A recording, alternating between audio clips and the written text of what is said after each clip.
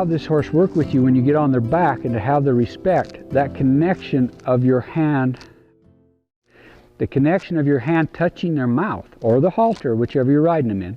You can ride stuff with their nose, a hackamore halter, or the bit. That feel when you close your hand has to go from this horse's nose all through the top line, down into those hind feet and down into the front feet.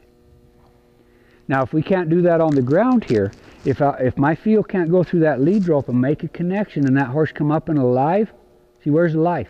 See my life? There's no connection. I don't have much of a chance of surviving on that horse's back, because at any moment she knows she can take over and leave. Make sense? So we have to have this connection to work through the horse.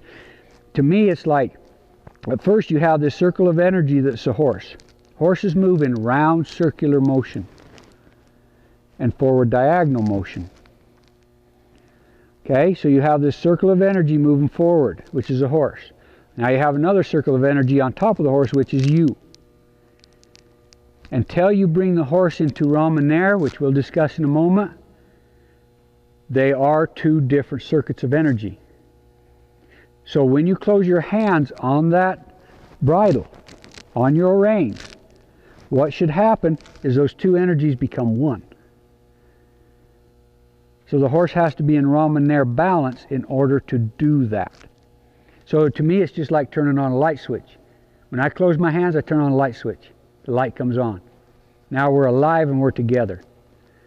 You see what I'm saying? And that's one of the feels you've got to get working here on the ground. That's why when you close your hand, and again, what the horse prepares to do the moment you start tells you the whole story.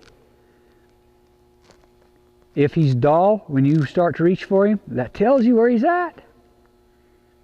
If he's worried, that tells you where he's at. Do you want to get on him when he's like that?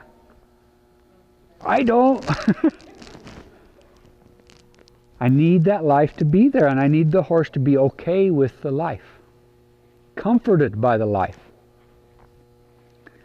See, so anytime these horses don't respond to you, they take over in their shoulders. That's why we're doing the shoulders first. We're moving the shoulders first, because that's where horses really like to take over.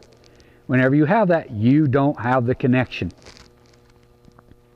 Okay? Now the other thing I want you to think about, watch horses work with each other. If this horse tells that horse to move with an attitude and it doesn't move, what comes next?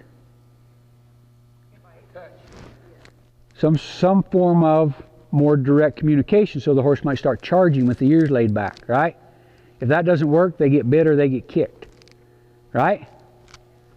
Isn't that how they operate?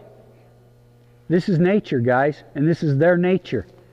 If you want to get along with these horses, you got to become natural. You got to work in that same nature.